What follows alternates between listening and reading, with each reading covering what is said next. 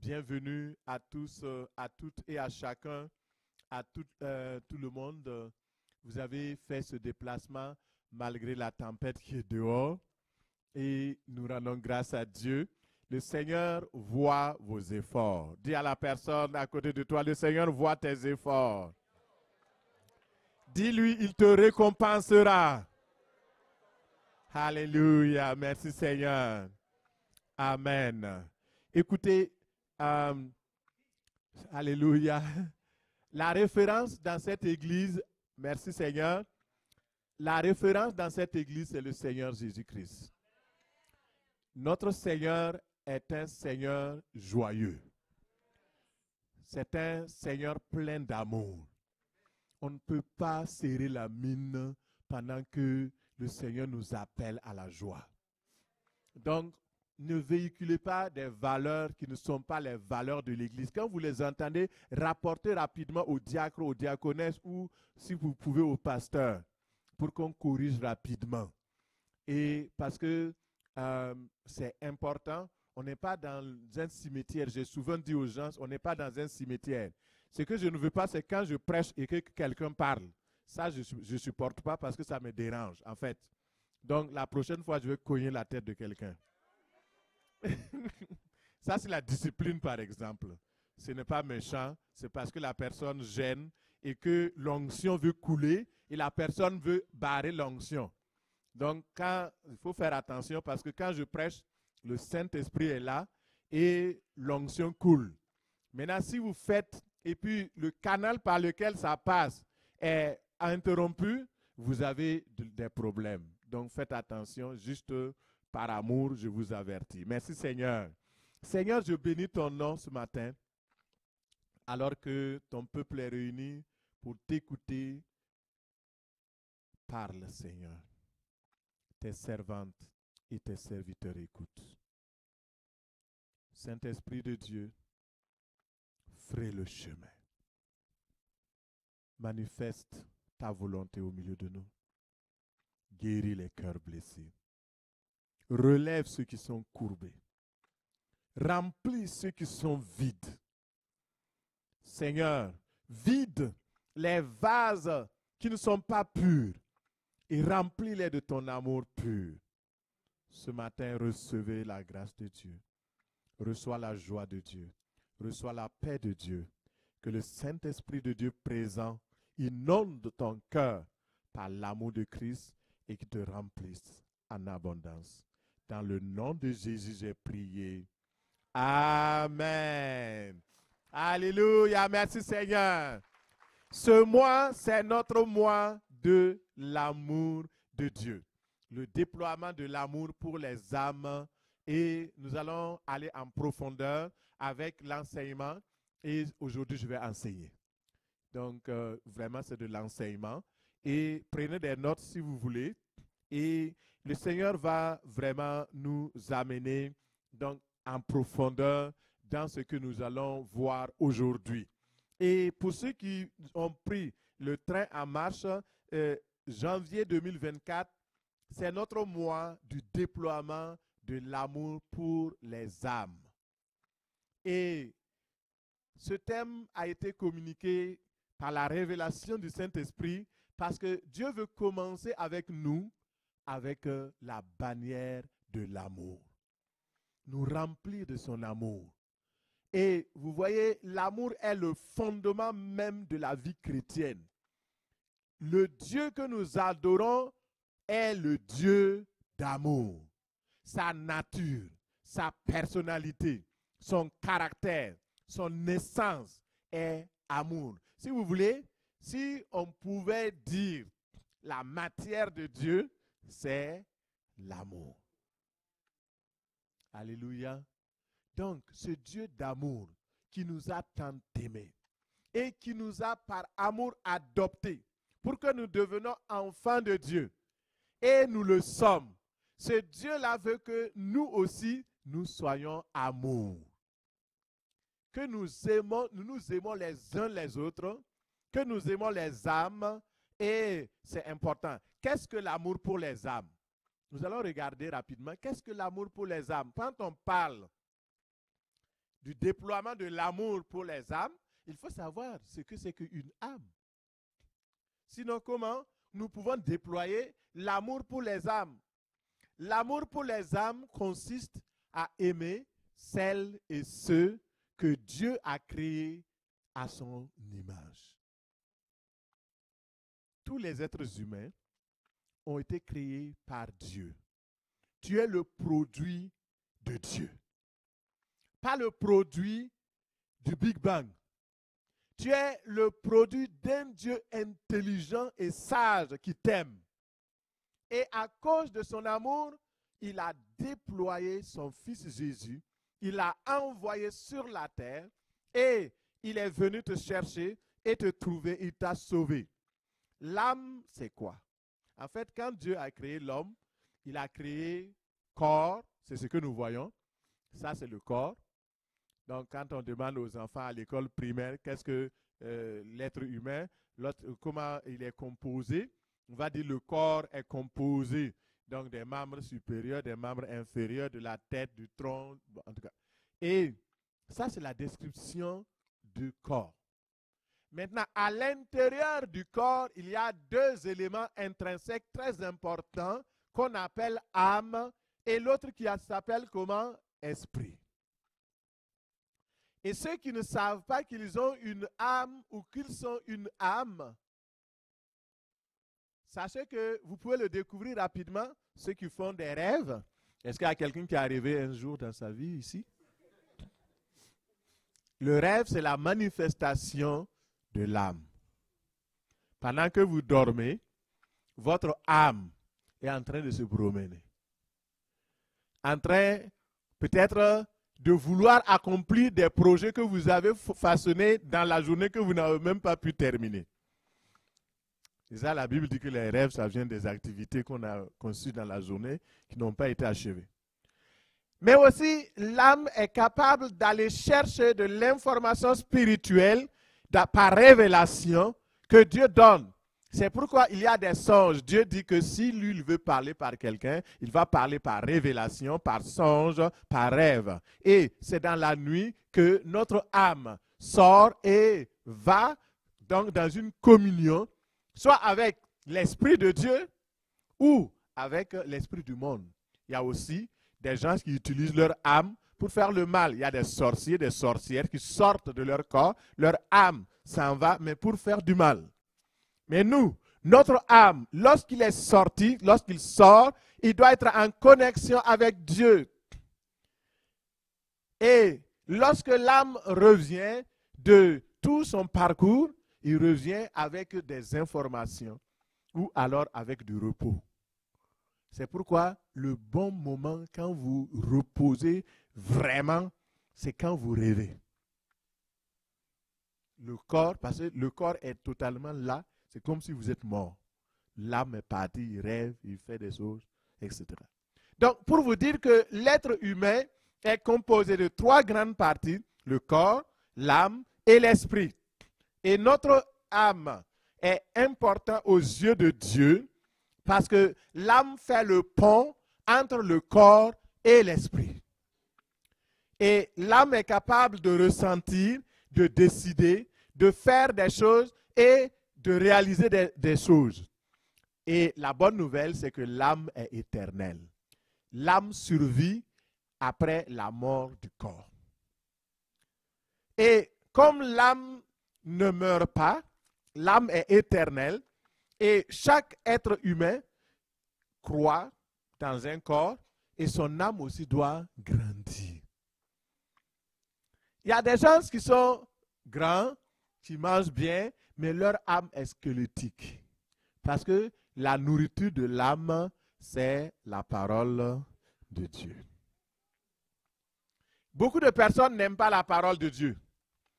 Mais c'est ce qui nous nourrit, c'est ce qui nous restaure. Et il faut aimer la parole de Dieu. Alors, mais je veux dire qu'il y a deux sortes d'âmes. Il y a les âmes sauvées, il y a les âmes perdues.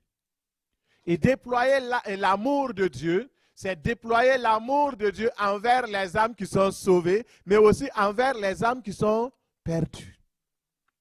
Les âmes qui sont sauvées, ce sont les âmes qui ont reçu le Seigneur Jésus-Christ comme Seigneur et Sauveur personnel. Ceux-là sont sauvés parce qu'ils ont reconnu qu'ils sont des pécheurs. Ils ont reconnu qu'ils ont besoin d'un Dieu. Ils ont reconnu qu'ils ont besoin d'un Sauveur. Et en demandant à Dieu pardon pour leurs péchés, Dieu les pardonne. Et ils sont en route vers le ciel. S'ils gardent la foi, quand la mort surviendra, alors leur âme sera éternellement avec Dieu. Alléluia. Lorsque nous comprenons cela, nous savons bien que Dieu aime notre âme. D'ailleurs, la mission de Jésus sur la terre, c'est quoi? C'est pour sauver nos âmes, oui ou non? C'est ça, c'est sa mission. Les âmes perdues, donc, premier type d'âme, première sorte d'âme, ce sont les âmes sauvées. Maintenant, les âmes égarées, les âmes perdues, ce sont les âmes, il y a deux types aussi. Ce sont les âmes, premièrement, qui n'ont jamais entendu même parler de Dieu. Ils n'ont jamais entendu parler de Jésus. Eux, ils sont perdus. Pourquoi? Parce que l'âme de l'homme a été souillée par le péché d'Adam et de Ève. Et à cause de cela, chaque âme est condamnée. Et les âmes qui n'ont pas encore entendu parler de Jésus ne peuvent pas recevoir Jésus dans leur vie comme Seigneur et Sauveur personnel. Il y a aussi les âmes qui, connaissant ou ayant entendu parler du Seigneur Jésus, ont dit non. Ils ne veulent pas de Jésus, ils ne veulent pas de Dieu. Ces âmes-là sont aussi condamnées. Et le problème, c'est que si une personne, une âme, meurt sans accepter Jésus-Christ dans sa vie comme Seigneur et Sauveur, il va être condamné à cause de son péché pour l'éternité en enfer. Alors, maintenant, quelle est notre responsabilité? En tant qu'être humain qui avons reçu l'amour du Père pour être sauvés, l'amour de Jésus-Christ pour être enfant de Dieu, qu'est-ce que nous pouvons faire pour ces âmes-là? Il faut que nous déployions l'amour pour que ces âmes qui ne sont pas encore sauvées, alors soient sauvées. Maintenant, regardons comment Jésus, lui, il voit ces âmes-là. Et Jésus les voit comme des brebis qui ne sont pas encore dans la bergerie. Autrement, qui n'ont pas encore de berger, qui n'ont pas encore de sauveur. Jean 10, 16. Ouvrons nos Bibles. Jean 10, 16. Regardons comment le Seigneur Jésus-Christ voit ces âmes qui ne sont pas encore sauvées. Jean, l'évangile de Jean 10 au verset 16.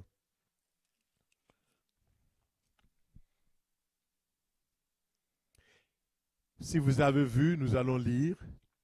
J'ai encore d'autres brebis qui ne sont pas de cette bergerie. Celles-là, il faut que je les amène. Elles entendront ma voix. Il y aura un seul troupeau, un seul berger. Amen. Les âmes perdues, soit qu'ils ont rejeté l'amour de Dieu ou n'ont pas entendu parler de Jésus, parmi eux, Jésus dit qu'il y a des brebis. Des brebis qui doivent entrer dans la bergerie. Il dit, ces brebis-là, il faut que je les amène. Il faut que je les amène. Maintenant, nous qui sommes déjà sauvés, alors, quel est notre rôle? Vous savez, chaque âme a besoin d'une bergerie. Chaque âme, c'est comme un troupeau, parce que c'est des brebis. Une brebis sans berger, sans bergerie, est en proie aux loups, est en proie aux animaux, aux bêtes sauvages. Et de la même manière, un enfant de Dieu doit avoir un berger. Le grand berger, c'est Jésus. La bergerie, c'est l'Église universelle. Mais ce berger, nous allons voir, il va introduire les personnes dans son environnement pour les restaurer, pour les garder, pour que l'ennemi ne les ravisse pas. Et notre rôle en tant qu'enfants de Dieu, frères de Jésus, qu'est-ce que nous pouvons faire? Jacques 5, verset 20 nous dit. Quelle est notre responsabilité envers les âmes perdues? Jacques 5, verset 20. Il est écrit qu'il sache que celui qui ramènera un pécheur de la voie où il s'est égaré sauvera une âme de la mort et couvrira une multitude de péchés.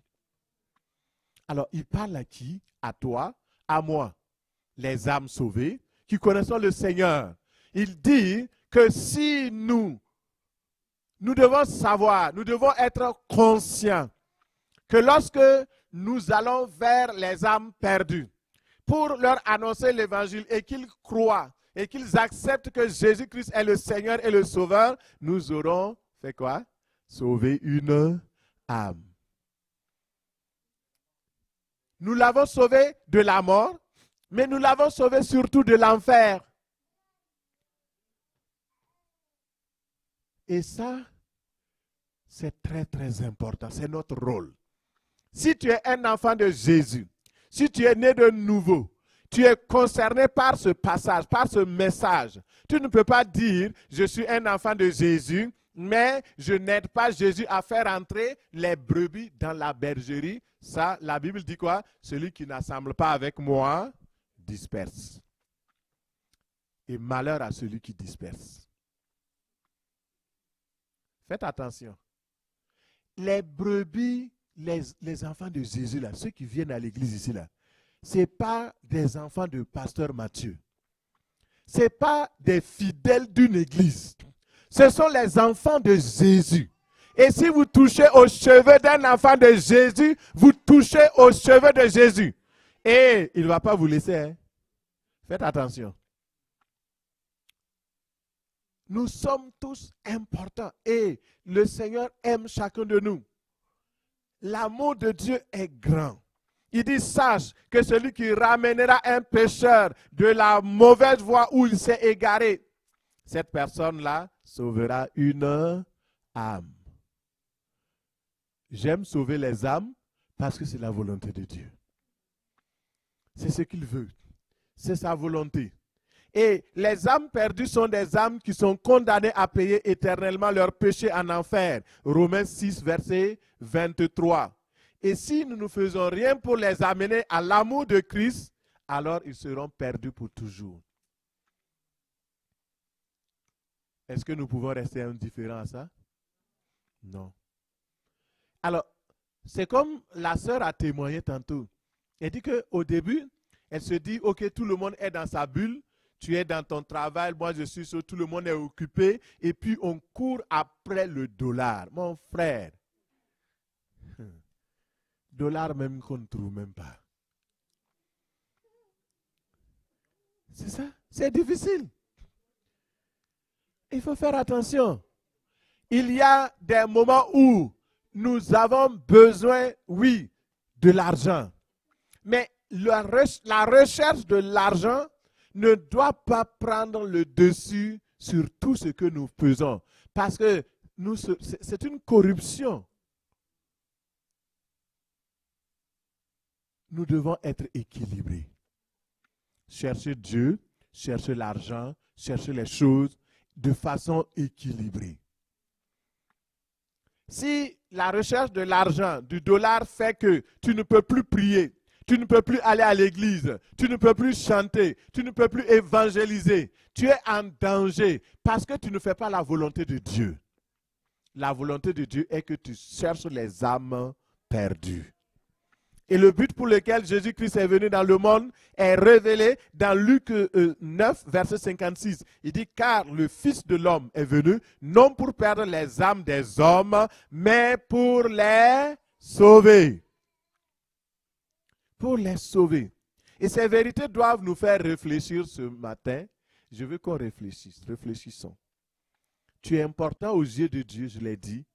Et tu peux aider Jésus à sauver les âmes perdues. Et tu dois le faire par amour pour Jésus. Pas parce que tu veux ceci ou cela, mais c'est une obligation, c'est un devoir de tout homme. Vous savez, pourquoi nous parlons de déployer l'amour de Dieu pour les âmes? Parce que l'amour est un sentiment qui se déploie dans l'âme, qui se joue dans l'âme. Prenez simplement, bon, pour ceux qui sont mariés ou qui sont en train de se fiancer ou de se marier, vous êtes épris d'une fille. Elle est une parmi 8 milliards, ou mettons, si on divise par 2, les femmes sont plus nombreuses que les hommes. Elle est une parmi 5 milliards. Mais c'est elle que tu veux. Pourquoi? Parce qu'il y a un sentiment. L'âme s'est attachée à l'autre âme. L'amour se déploie dans l'âme. Et l'amour de Dieu s'est déployé de l'âme de Jésus vers notre âme. Et notre âme a saisi cet amour. Et nous l'avons attrapé. Et nous l'avons aimé. Et nous l'aimons. Et c'est pourquoi, lorsque vous aimez, votre âme est émue. Vous êtes en train, la nuit, vous pensez à votre amoureux. Est-ce que la nuit, tu penses à Jésus? Ou bien tu penses à le travail. Quand tu veux partir, la chef aime la même. Elle ne m'aime pas. Ah mon Dieu, il ne m'aime pas. Ah tel, l'argent, les choses. Qu'est-ce qui te préoccupe? Ce qui te préoccupe, c'est ce que tu aimes le plus. Est-ce que tu penses à Jésus? Au point que tu te lèves à 3 heures du matin et tu pries. Seigneur Jésus, je t'aime. Quel beau Jésus. Oh, tu es tellement merveilleux. Je vais vous raconter, hein. J'ai oublié mon thé parce que là, ce matin, d'habitude, les dimanches, je ne prends rien. Mais j'étais à 3 heures du matin, j'étais debout. J'étais en train de prier, et je croyais que j'allais pouvoir dormir un peu avant de me lever. Mais là, je me lève, il est déjà tard. Et là, je dis, bon, ok, je vais faire exception. Je vais chauffer du thé. C'est du thé indien, c'est très bon. Alors, donc, et je vais peut-être être plus éveillé pour venir prêcher. Parce que je ne veux pas prêcher de façon moche là. Je veux vraiment être en forme. Et là, comme je n'ai pas dormi, j'ai passé mon temps avec mon amoureux Jésus. Merci Seigneur. Et j'ai chauffé. J'ai dit, bon, je n'ai pas le temps de le boire. Je vais mettre dans la gourde et dans la voiture, je vais boire. Je l'ai oublié à la maison. Dieu merci. Parce qu'il n'a pas permis que je déroge à mes principes. Par amour. Sinon, si j'étais venu prêcher et puis j'étais vivant, j'allais croire que c'est le thé. Ça, c'est l'onction d'en bas. Il faut prêcher avec l'onction d'en haut. Alléluia, gloire à Dieu. Acclame le Seigneur. Acclame ton amoureux Jésus. Il est amour, il est merveilleux. Il nous a tant aimés. Il est fidèle. Alléluia. Même dans les petits détails, des choses même simples comme ça. Son amour va vous chercher. Le Fils de l'homme est venu, non pour perdre les âmes. Le sentiment est, donc l'amour c'est un sentiment qui se joue dans l'âme. L'amour se transmet. L'amour se transmet. Vous voyez, par exemple, le sourire. C'est une semence. Quand vous commencez à sourire, c'est contagieux, oui ou non? L'amour aussi est contagieux. Si vous aimez, alors vous allez développer, les gens qui sont autour de vous là, quand vous commencez à manifester l'amour, les gens vont copier, ça va se transmettre, c'est comme des ondes, des ondes, des ondes. C'est pourquoi il faut quelqu'un pour commencer à aimer. Et si toutes les personnes qui se plaignent dans l'église, il n'y a pas d'amour, il n'y a pas d'amour dans l'église, il n'y a pas d'amour, toi tu es quoi? Commence à aimer, point. Si tu commences à aimer, tu vas voir que tu vas transmettre cet amour-là, ça va se transmettre, ça va se transmettre. Au lieu de dire, il n'y a pas d'amour, il n'y a pas d'amour. Et toi, commence à aimer simplement. Invite les gens chez toi. Bon, moi j'ai vu qu'il n'y a pas l'amour dans l'église. Venez, on va manifester l'amour. Ou bien, tu prépares un tepgen très bien là. Je ne sais pas, il y a des gens qui savent. C'est du riz gras. Alors, donc, tu prépares des affaires et puis tu viens à l'église. Dimanche, tu fais surprise générale. À la fin du culte, là, tu dis, pasteur, je vais te parler. Aujourd'hui, j'ai décidé de nourrir toute l'église. Ça, c'est l'amour, non? Ça, on acclame pas, hein? C'est ça. Parce que ça coûte du dollar. Et quand on parle du dollar, il y a des gens, ça... J'espère qu'aujourd'hui, il ne va pas demander encore de l'argent, hein?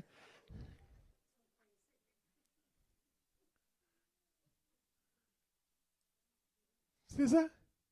Manifeste l'amour. Manifeste l'amour.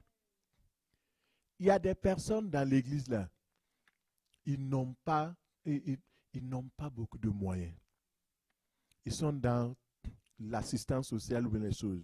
Pour joindre les deux bouts, puisque l'inflation, ça a tellement augmenté. Tu vois ces personnes-là, identifie-les. Ma soeur, est-ce que tu as un besoin particulier? Est-ce que je peux faire quelque chose? Ah, on va dire, pasteur, l'église doit faire quelque chose. Il y a des pauvres dans l'église. Mon frère, va les aider. Va les aider, ma soeur. Vas-y.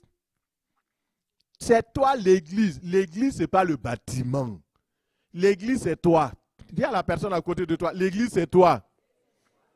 L'église, c'est toi. C'est ça. Manifeste l'amour simplement. Tu n'as même pas besoin qu'on crie pour dire, ah, on fait ceci, on fait cela. Non. Manifeste l'amour. Que le Seigneur nous aide au nom de Jésus. Merci Seigneur. Nous devons aimer les âmes parce que Dieu aime les âmes. Nous devons aimer les âmes parce que Dieu nous a aimés en tant qu'âmes. Et dans 1 Jean 4, verset 7, il dit, mes chers amis, 1 Jean 4, 7 à 21, mes chers amis, aimons-nous les uns les autres, car l'amour vient de Dieu. Celui qui aime est né de Dieu et il connaît Dieu. Celui qui n'aime pas n'a pas connu Dieu, car Dieu est amour. Voici comment Dieu a manifesté son amour pour nous. Il a envoyé son Fils unique dans le monde pour que par lui, nous ayons la vie. Voici en quoi consiste l'amour. Ce n'est pas nous qui l'avons aimé le premier, mais c'est lui qui nous a aimés et a envoyé son Fils pour expier nos péchés. Verset 11. Mes chers amis. Dieu nous appelle mes chers amis. Dans d'autres versions, mes bien-aimés. Puisque Dieu nous a tant aimés, nous devons aussi nous aimer les uns les autres. Dieu, personne ne l'a jamais vu. Mais si nous nous aimons les uns les autres, Dieu demeure en nous et son amour se manifeste pleinement parmi nous. Alléluia. Vous voyez comment il faut déployer l'amour? Nous devons nous aimer les uns les autres. Et nous aimer les uns les autres, ce n'est pas juste un sentiment émotionnel. Alors, on s'aime aujourd'hui, mon frère, je t'aime, hein? Je t'aime. Et le frère dit, ah, tu sais, c'est vrai, tu es un frère, vraiment, je vois que tu aimes les gens, c'est tout. Est-ce que tu peux m'amener à la maison? Je suis à pied aujourd'hui. Ah non, moi je dois faire un détour là, je ne peux pas. L'essence a monté, hein?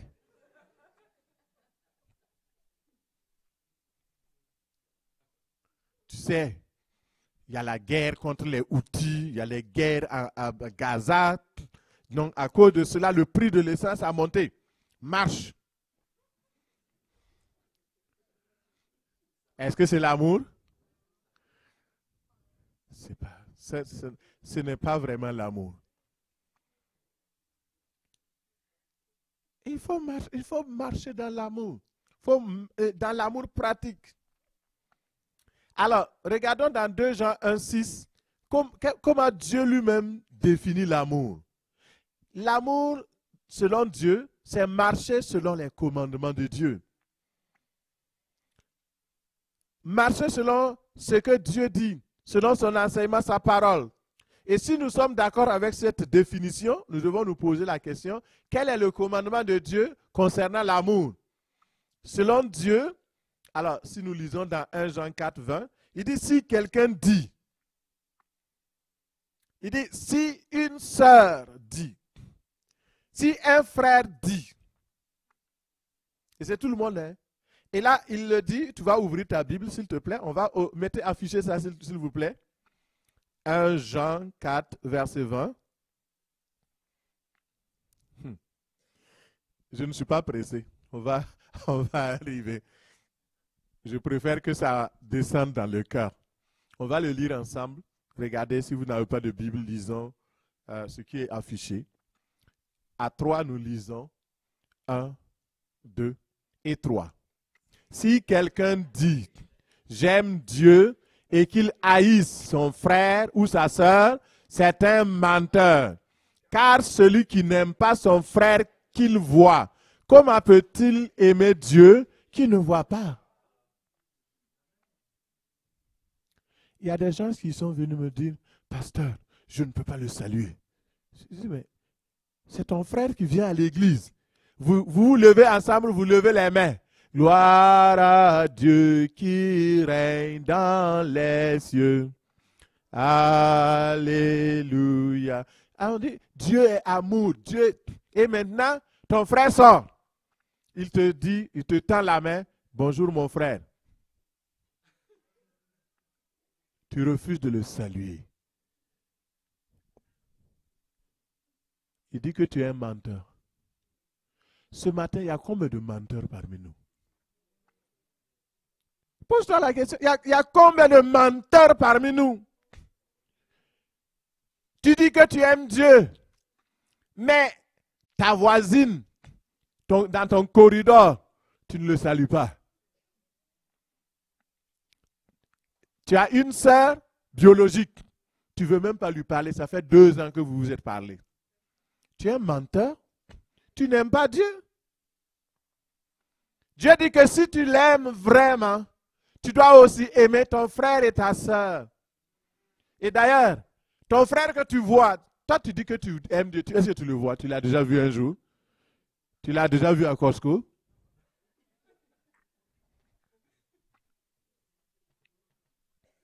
Ton frère que tu vois à Costco, salue-le, Dieu l'a créé à son image. Au travers de lui, tu vois Dieu. Il y a beaucoup de mensonges. C'est pourquoi le monde n'est pas sauvé. Les chrétiens ne sont plus réels dans l'amour. On parle d'amour, mais on ne vit pas l'amour. Il faut qu'on change.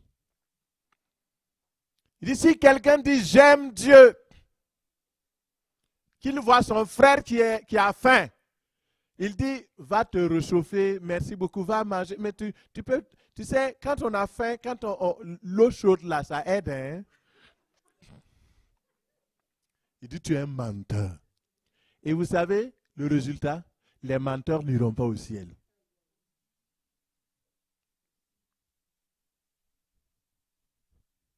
Il faut qu'on change. Le Seigneur m'a dit, prêche, ne regarde pas leurs yeux, parce que ce qui est dans leurs yeux, là, c'est juste de l'eau.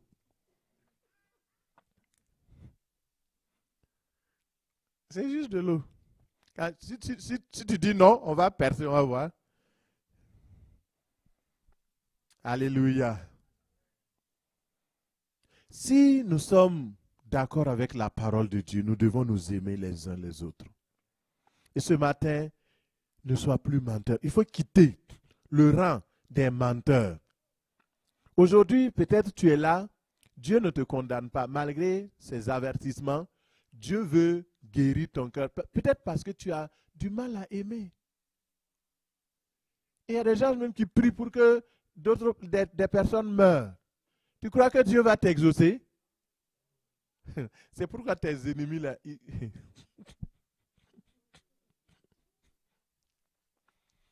Il faut les aimer. L'amour va changer leur vie. Et tu as de la misère à aimer, ma soeur. Tu as de la misère à aimer telle personne, telle personne. Il y a des gens qui m'ont dit, ah, pasteur, c'est vrai, je veux venir dans votre église, mais j'ai de la misère avec la couleur noire. Je dis, ah, tu ne vas plus venir ici, hein? Et il y a d'autres qui me disent, mais pourquoi il y a des blancs dans votre église? Il dit, ah, il faut chercher ailleurs, hein? Parce que ici, c'est une église multiculturelle. C'est une église des nations. C'est une église pour tous les peuples. Tout le monde a sa place. Si toi, tu ne veux pas, ah, il faut aller ailleurs. Là où tout est coloré blanc, tout est coloré noir, tout est coloré jaune, je ne sais pas quoi. Mais ici, nous nous aimons et j'ai la bonne nouvelle là. Et vous savez quoi? L'âme n'a pas de couleur. Dites-moi, la couleur de l'âme, c'est quoi? C'est le corps qui a de la couleur. L'âme n'a pas de couleur. La seule couleur de toutes les âmes, c'est la couleur de gloire. Si ton âme est sauvée, la gloire de Dieu resplendit dans ton âme. Ton âme devient une âme sauvée, rayonnante, lumineuse, joyeuse. Et alors, tu peux louer ton Dieu. Gloire à Dieu. Amen. Donc, ne regarde pas la couleur de la peau de ton frère. Regarde à son âme. Tu vas voir la beauté de son âme. Alléluia, gloire à Dieu. Je t'invite à quitter les camps des menteurs et à rejoindre le camp des hommes et des frères et des sœurs qui aiment la vérité et qui ont l'amour sincère, qui aiment les uns les autres. Et ce grand amour de Dieu est disponible pour tout le monde. Tu peux l'avoir. Et la grâce que nous avons dans cette assemblée, c'est que nous ne disons pas simplement aux gens, faites ceci, ne faites pas cela, nous leur apprenons comment le faire. Et c'est important. Donc nous allons voir, donc, avant de terminer mon propos, comment déployer la bannière de l'amour. Je vais vous donner 7 points qui vont nous aider à déployer la bannière de l'amour avant de clore le message. Comme nous l'avons prêché dimanche passé, si tu as reçu Jésus-Christ dans ta vie, déjà, l'amour de Dieu est en toi. Ce qui reste à faire, c'est de le faire valoir. C'est de le déployer. C'est de pratiquer l'amour véritablement. Et l'amour est de Dieu.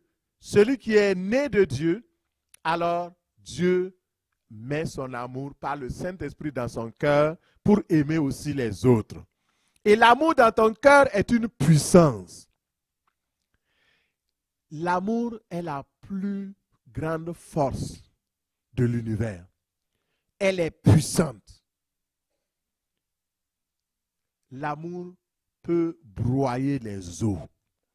L'amour amène le pécheur le plus corrompu à la grâce, à ployer le genou devant la croix. Regardez Paul. Il était Saul. Il était un meurtrier. Il était un truand. Mais l'amour de Dieu l'a rencontré et l'amour de Dieu a triomphé sur lui. Quelle que soit ta condition, Dieu t'aime.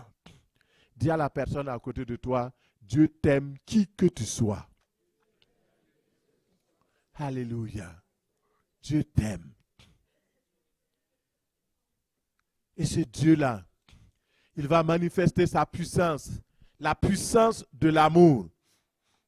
Il faut permettre à l'amour qui est en nous d'atteindre les autres. C'est ça, déployer l'amour.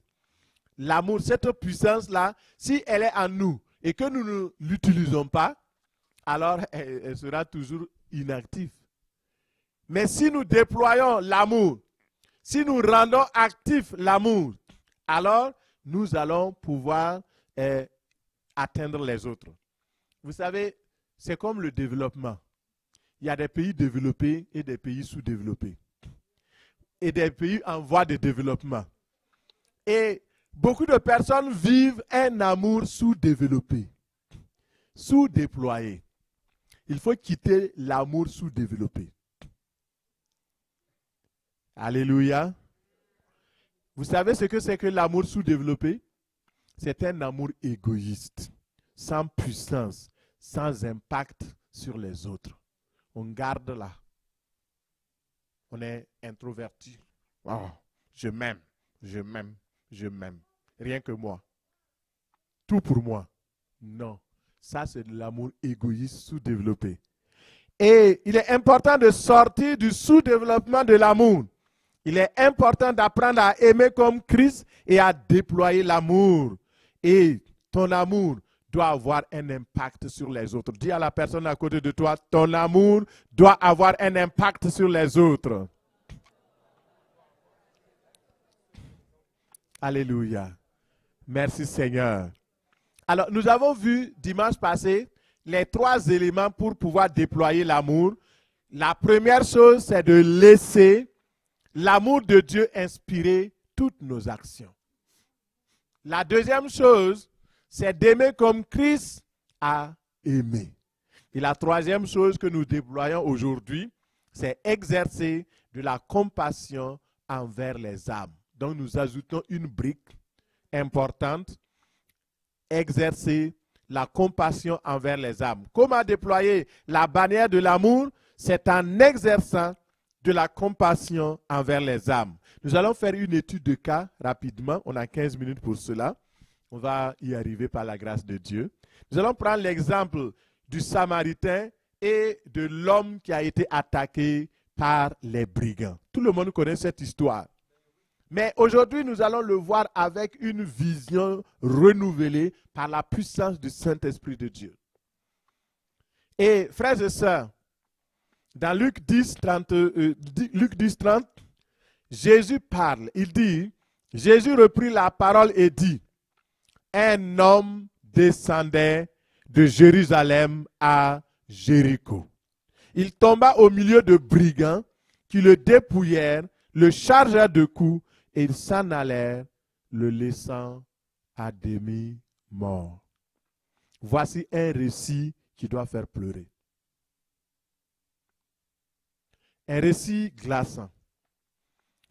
Mettons-nous à la place, mettons que vous trouvez une personne de la sorte qui a été totalement blessée, laissée à demi-mort. Quelle est notre réaction aujourd'hui? Alors, est-ce que tu vas appeler le 911? J'ai entendu 911. Il y a des gens qui vont commencer à sortir leur téléphone pour commencer à filmer et puis à mettre dans les réseaux sociaux, c'est ça? Il y a certains qui vont dire, oh, je ne veux pas de problème. Ils vont fuir. Ah, je ne le connais même pas. Ce n'est pas mon frère. Ce n'est pas ma soeur. Et aujourd'hui, cette histoire a de la valeur plus que jamais parce que nous sommes dans un monde vraiment difficile où même c'est difficile même d'aider.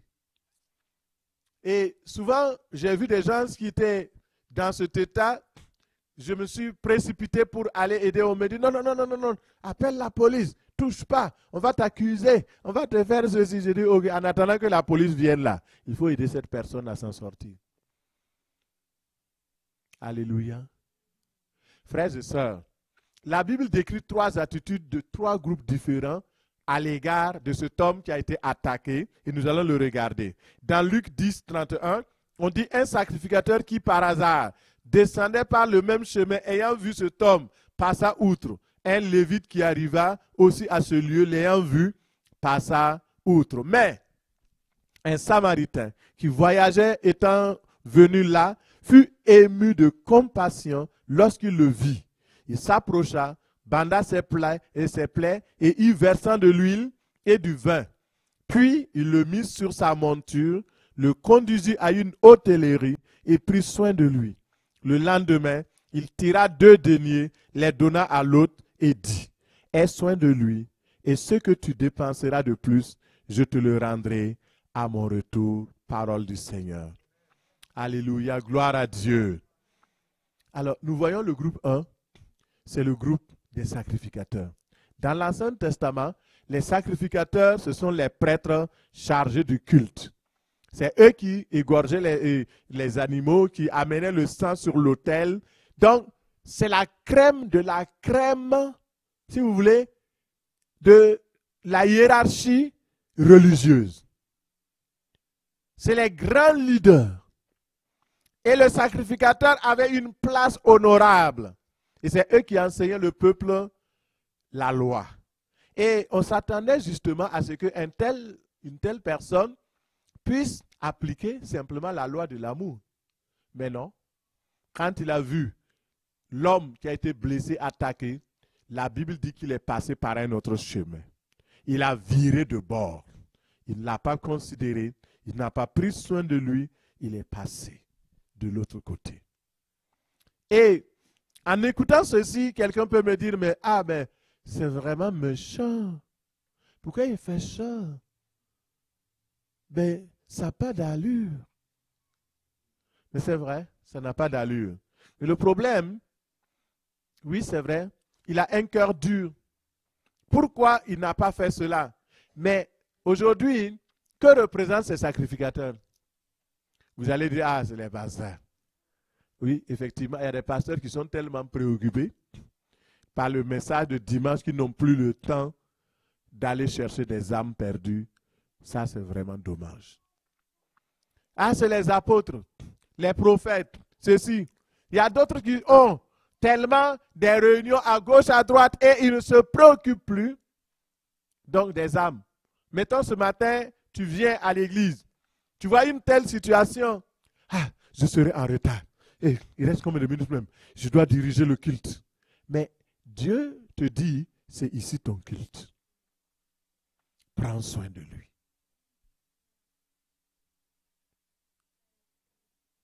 Il y a un lévite. Lui, il passe. Il voit la même personne. Et les lévites représentent aujourd'hui, donc pour aller plus loin, je vais couper. Les lévites représentent aujourd'hui ceux qui sont préposés dans l'église. Les diacres, les diaconesses, les préposés aux dîmes, aux offrandes, et aussi les chantres, ceux qui chantent. J'ai vu une publication la dernière fois et ça m'a fait sourire. Et ils ont pris la photo d'un joueur de piano et ils ont posté. Et il y a un pasteur qui vient pointer sur lui. Il dit, toi aussi, tu dois payer ta dîme.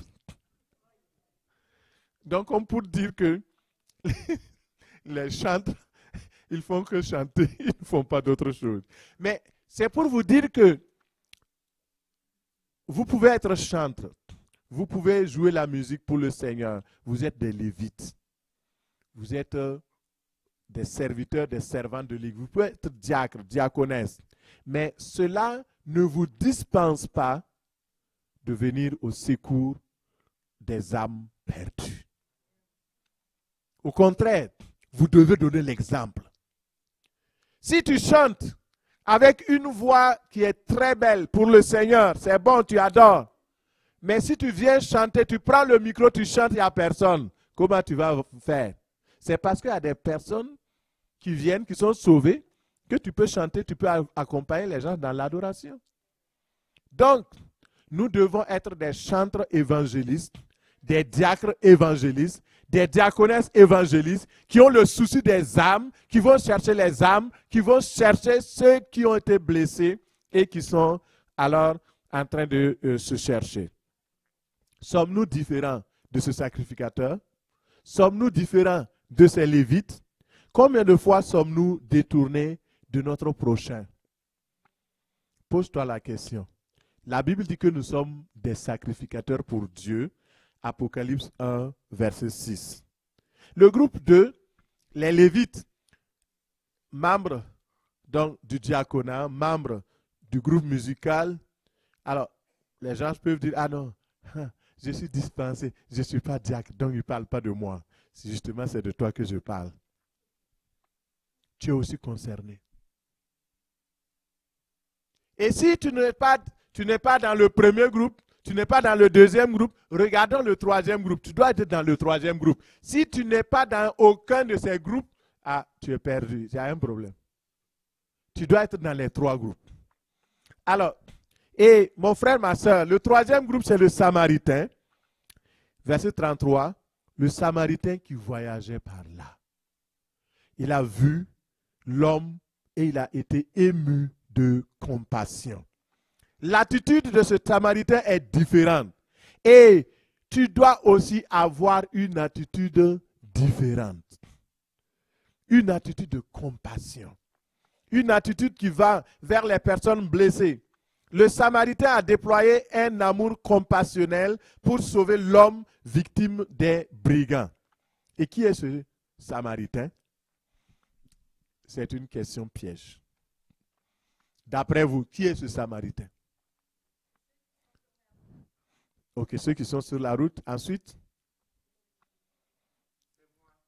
Ah, Jean-Pierre, excellent. C'est toi.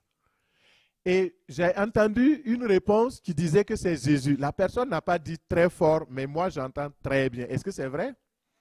Ok. Donc, et à l'école de dimanche, on apprend aux gens que c'est Jésus le bon Samaritain. Oui ou non? Mais ça, c'est l'école du dimanche. Mais c'est vrai, ça ne dit pas que ce n'est pas Jésus. Mais à l'école de dimanche, on va se limiter à ce qui est basique. Regardons ce que Jésus lui-même dit. De qui est ce Samaritain-là? Luc 10, 36. C'est Jésus qui parle. Il dit que le Samaritain est toute personne qui agit avec compassion pour son prochain. C'est lui, le Samaritain. Et si tu n'es pas convaincu, alors nous allons le voir tantôt, mais laisse-moi d'abord décrire cet homme qui est victime des brigands, c'est qui? L'homme qui est victime de ces brigands, c'est toute personne qui a été blessée dans le monde, dépouillée. Il représente toutes les personnes qui sont victimes des attaques et des assauts du diable. Les personnes blessées par la vie, qui sont sans espoir, rejetées par leur famille, rejetées. Et il représente toutes les personnes qui ne connaissent pas Dieu. Ce n'est pas seulement qu'il a été blessé physiquement, mais lorsque nous représentons cet homme sur le plan spirituel, ce sont des personnes qui ont eu des victimes et qui ont eu des blessures morales, des blessures dans l'âme, malades dans le corps, des maladies provoquées par les démons. Il représente tous ceux qui ont été dépouillés financièrement, qui ont été dépouillés, qui ont été déçus dans les églises, désespérés.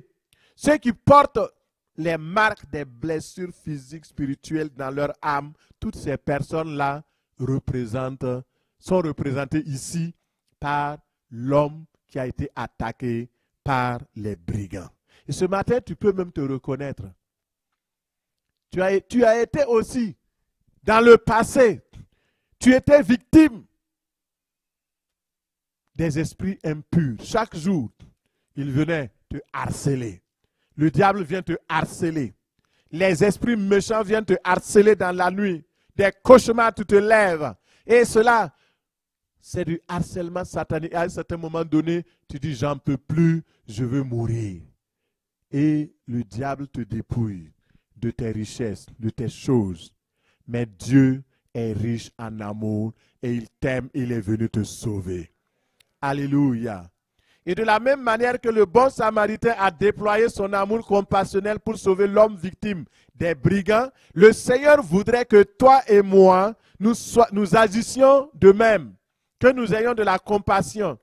Et dans le récit, dans Luc 10, 36, le Seigneur demande au docteur de la loi qui lui avait posé la question, il dit, lequel de ces trois te semble avoir été le prochain de celui qui est tombé au milieu des brigands? Et à lui de le répondre au verset 37, c'est celui qui a exercé la miséricorde envers lui, répondit le docteur de la loi. Et Jésus lui dit, va et toi, fais de même. Jésus voulait dire quoi? Sois le Samaritain. Exerce l'amour. Exerce la compassion. Vous savez, dans le mot miséricorde, nous avons deux parties.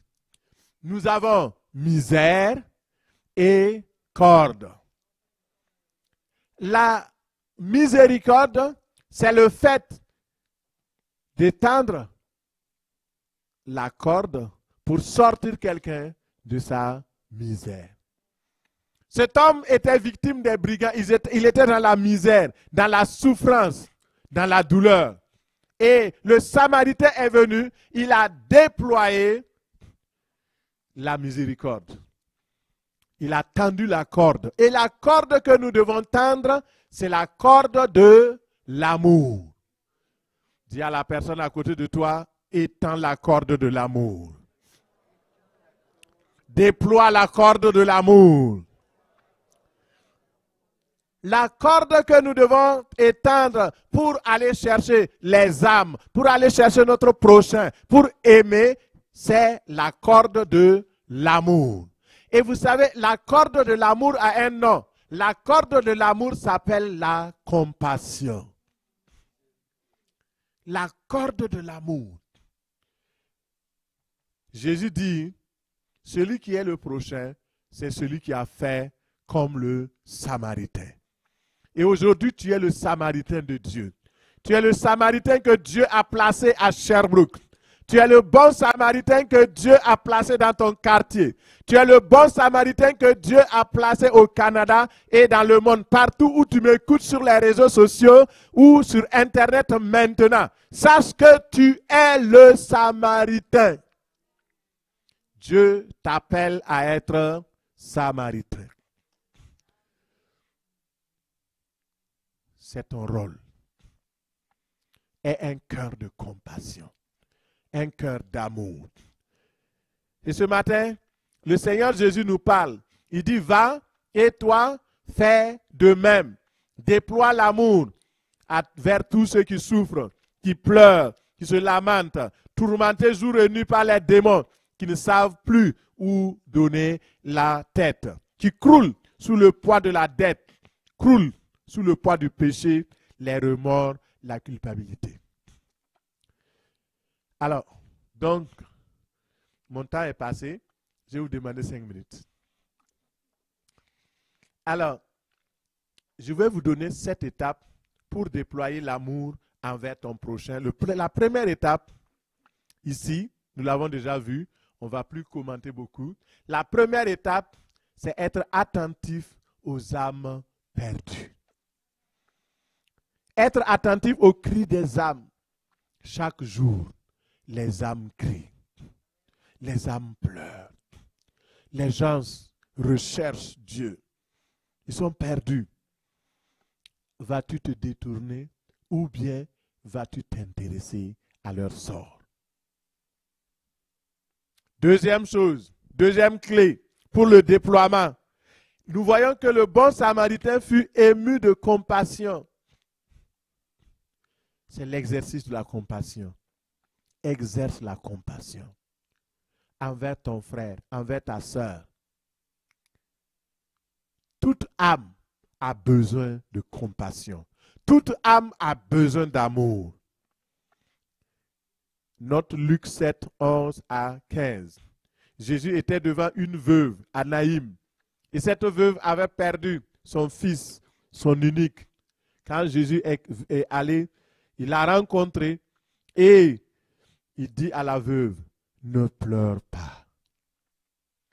Pouvons-nous nous approcher des gens pour leur dire, ne pleure pas, il y a un Dieu dans le ciel qui exauce la prière? Pouvons-nous aller les uns vers les autres pour leur dire, je comprends ta situation, mais sache que tu n'es pas seul. Je suis avec toi. Serrons-nous les coudes? Ou bien, quand une personne te raconte son problème, c'est vraiment, c'est terrible. Tu n'as aucun mot pour le consoler. Tu n'as aucun mot pour l'encourager.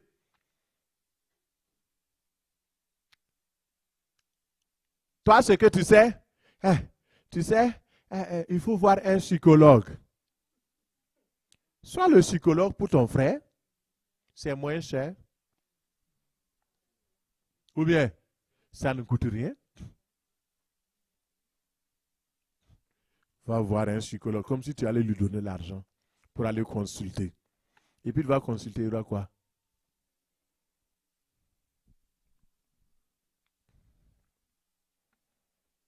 Troisième chose, la proximité avec les personnes blessées. Le bon samaritain s'approcha. Il ne s'est pas éloigné. Il n'est pas passé outre comme le sacrificateur ou le lévite. Parce que le sacrificateur se disait, ah, je fais attention, hein, je vais me souiller. Il y a des gens qui sont tellement saints qu'ils sont même incapables de rire maintenant. Comme ce qu'on a entendu. Sainteté. Oh. Quand tu es comme ça, là, le pasteur va t'aimer. Non, je ne t'aime pas.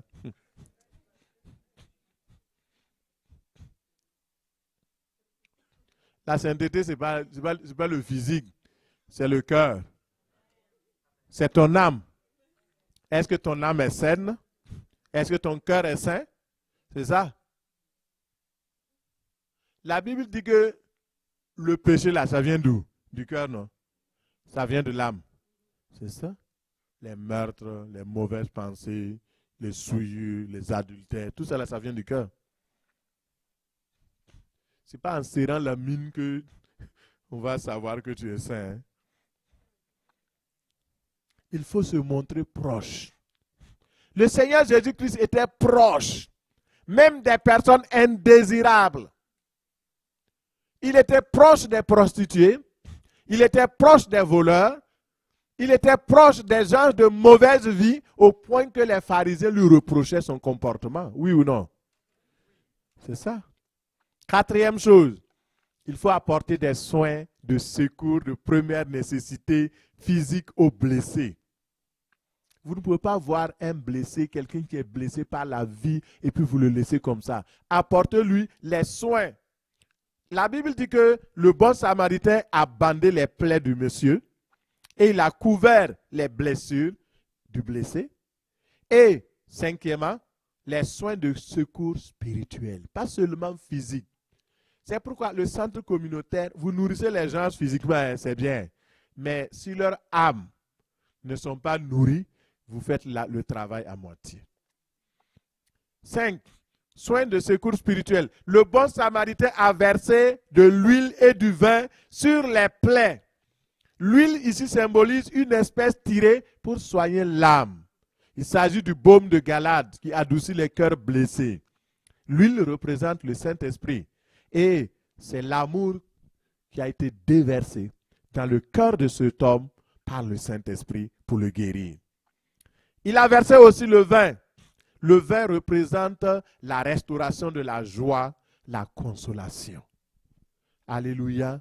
Donc, pas seulement des soins physiques, mais aussi des soins spirituels. Sixièmement, transporter le patient. Le transport. Le bon samaritain a pris le malade sur sa monture. Je ne sais pas si c'est un âne ou un cheval. Ça devrait être un âne ou un mulet. Et il l'a apporté dans un centre d'hébergement. Et septième point, le bon berger, le bon samaritain plutôt, a conduit cet homme dans une hôtellerie, un centre d'hébergement, où il pouvait être pris en charge sur le plan physique, sur le plan spirituel et sur tous les points. Et même là, quand il est arrivé, il est resté certainement quelques jours. Et il a confié cet homme-là au gérant de l'auberge. Il a dit, prends soin. Et avant de partir, il a pris de l'argent de sa poche. Il lui a dit, tiens, ça devrait suffire pour prendre soin de mon malade. Et si jamais ça ne suffisait pas, au retour, je te payerai. Donc ça veut dire que si nous voulons déployer l'amour véritable envers nos frères et nos sœurs, nous devons dépenser. Nous ne devons pas calculer la dépense. Le Samaritain n'a pas dit simplement, ah, moi je l'ai trouvé, et comme moi aussi je l'ai amené ici, alors prends soin de lui. Non. Il a pourvu pour cela. Alors, pour terminer, que représente le centre d'hébergement ou l'hôtellerie? C'est le lieu où les âmes blessées, perdues, abusées, peuvent être restaurées. Comme le berger prend soin de son troupeau, Dieu aussi veut prendre soin de ses enfants. Et l'hôtellerie, le centre d'hébergement, ce sont les églises véritables, des églises locales, où la parole de Dieu est vraiment prêchée pour restaurer les âmes. L'église locale est dans le cœur de Dieu, c'est la vérité. Restaurer signifie réparer, rénover, ramener à l'état antérieur. L'âme qui a été blessée a besoin de la parole de Dieu pour être restaurée. Et si les gens viennent dans les églises, d'abord dans le monde, ils sont déjà blessés. Ils viennent à l'église, on les blesse encore. Ils vont repartir, oui ou non? C'est pourquoi beaucoup n'aiment pas les églises. Parce que les églises, plusieurs églises, ne reflètent plus l'image de Jésus-Christ, l'image de la véritable église, qui est l'amour. Où l'amour doit être le principe fondateur, le principe qui guide, le principe qui fait fonctionner, le principe qui fait avancer les cœurs. L'église doit se réveiller. Vous voyez, une église où les enfants sont abusés, une église où les femmes sont violées, une église où il y a plein de problématiques de corruption, une église où il y a des tensions. Vous croyez que ceux qui sont sauvés dans le monde, quand ils arrivent là, ils n'ont pas la paix, ils n'ont pas la joie, ils ne voient pas l'amour. Alors ces gens-là, ils ne peuvent pas être à l'aise. Écoutez la parole ici, s'il vous plaît. Laissez tout, après on va faire ça. Merci beaucoup. Vous avez tous besoin, quand la parole est prêchée, et surtout quand l'esprit est en train de parler, il n'y a pas deux esprits. S'il vous plaît, ne me dérangez pas. Merci Jésus. Alors, donc je disais que représente le centre d'hébergement ou l'hôtellerie. C'est le lieu où les âmes blessées, les âmes perdues, abusées, peuvent être restaurées. Et vous savez, comme le berger prend soin de son troupeau, Dieu prend soin de ses enfants par sa parole. Et dans une église, il doit avoir des temps de restauration, des temps de délivrance, où les âmes vont être restaurées, pleinement réparées, où la puissance du Saint-Esprit va agir. Par exemple, je crois que rien ne se fait au hasard. Ce qui est arrivé, ça contribue même à savoir que l'amour doit être le premier. Peut-être que Dieu a permis ce qui s'est passé, cet incident, pour que nous puissions savoir que quand il y a quelque chose, c'est là qu'il faut réparer. Il faut le faire avec amour. Il faut le faire avec tout notre amour. Et ça, c'est vraiment important. Mon frère, ma soeur, j'aimerais te dire que les églises actuellement, il y a beaucoup de choses qui se passent. Même le manque d'amour est criard. Il y a la rébellion. Il y a les choses qui ne se passent pas comme il faut. Et les âmes des uns des autres sont même brisées. Dans les églises, le manque d'amour, le manque de sentiment d'amour amène les gens à se cacher, amène les gens à ne pas déployer l'amour. Or, si nous ne le faisons pas, le monde ne recevra pas l'amour. Le monde a besoin d'amour. Les âmes ont besoin de restauration. Et c'est nous que Dieu a mandatés pour aimer. Nous sommes les Samaritains. Tu es la Samaritaine. Je suis le Samaritain. Et mon frère, ma soeur, nous avons été aimés afin que nous puissions déployer la bannière de l'amour de Dieu pour que les âmes soient sauvées. Le premier talent, la première valeur, le premier don que Dieu nous a donné quand nous sommes nés de nouveau, c'est l'amour. Et Dieu nous demandera des comptes par rapport à l'amour que nous avons déployé ou que nous n'avons pas déployé. Je vais terminer avec cette histoire pour vous inviter à déployer l'amour.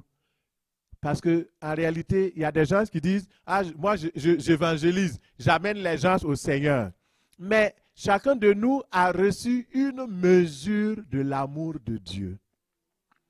Est-ce que nous déployons jusqu'à la mesure de la taille que l'amour de Dieu nous a été donné? Je vous donne 2 exemples. Il y a une personne, Dieu merci, s'appelle Rick Joyner. Peut-être il y a certains qui l'ont lu, ses livres. Et le Seigneur l'a transporté au ciel. Il a vu 2 personnes. Le premier, c'était un évangéliste qu'il connaissait sur la terre et qui était puissant en œuvre, en miracle et en prodige. Il voyait cet homme-là venir au ciel avec vraiment joie et il rentrait. Et le Seigneur Jésus-Christ lui a dit, tu vois cet homme, il n'a pas été fidèle avec l'amour que je lui ai confié. Je lui ai donné 100% de mon amour, mais il a gagné simplement 50%. Il n'a même pas été à la hauteur. Je m'attendais plus de lui. Mais lui qui le connaissait sur la terre, qui a vu les grandes églises qu'il a construites, qui a vu les âmes les grandes campagnes, Dieu dit, il n'a pas déployé mon amour au degré et au niveau que je voulais. Par contre, il a vu un autre homme qui s'appelle Angelo. Et Angelo, c'était une personne très, très modeste. D'abord, il a été victime de son père, de son père alcoolique et de sa mère. Et quand Angelo est né, alors les parents l'ont caché parce qu'il avait un défaut corporel. Ils l'ont mis dans le grenier. Pendant 8 ans, l'enfant ne sortait pas. Et après, il y a des gens qui ont découvert, c'est aux États-Unis, donc ils l'ont pris et donc ils l'ont élevé, donc tout. Mais Angelo avait souffert de cet impact-là. Et Dieu lui avait donné 1% pour réussir. Certains d'entre nous, Dieu attend de nous 99% pour réussir. D'autres, si vous avez juste 1, vous avez réussi. Parce qu'on n'a pas reçu la même taille, la même mesure. Le Saint-Esprit, c'est la plénitude. Mais l'amour de Dieu, c'est avec mesure. Et lorsque Angelo, cet homme-là, il s'est donné au Seigneur quand il a grandi. Mais comme il était tellement pauvre, il était sans abri, il évangélisait. Et il aimait les gens, mais sa condition ne lui permettait pas de gagner des âmes pour le Seigneur. Et un jour, Dieu lui fait grâce. Il y avait un soulard qui passait par son 6 mètres. Et le soulard était là, et donc il dandinait. Et Angelo l'a pris, il dit, mon frère, Jésus t'aime.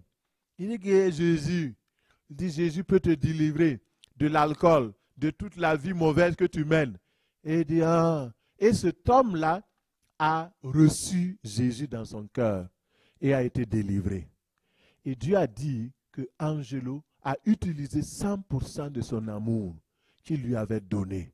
Tandis que cet évangéliste, qui était aussi aux États-Unis, un jour, il a rencontré Angelo. Et il dit, il l'a insulté. Vous gâtez le nom des évangélistes. Vous êtes là. Comment un pauvre peut évangéliser? Personne ne te croira. Et il est passé. Et Dieu lui a fait défiler tout ça pour lui montrer.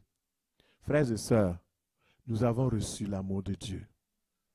Est-ce que nous le déployons comme Dieu veut? Ou bien nous nous comparons aux autres? Ah, si je regarde avec tel pasteur, ce que moi je fais là, en tout cas ça vaut mieux. Hein? Non, nous ne devons pas nous comparer les uns les autres. Nous devons nous comparer à Christ. À Christ. Ah, moi je suis évangéliste. Ah, j'ai entendu que les autres, ils n'ont pas gagné une seule. Ah, moi j'ai gagné 2. Alors que Dieu voulait que tu gagnes 10. Donc tu n'as pas atteint le score. Que le Seigneur nous aide. On va se lever cette fois-ci pour prier. Alléluia. On acclame le Seigneur. On acclame le Seigneur plus fort. Il est le triomphateur. Il est le vainqueur. Alléluia. Merci Seigneur.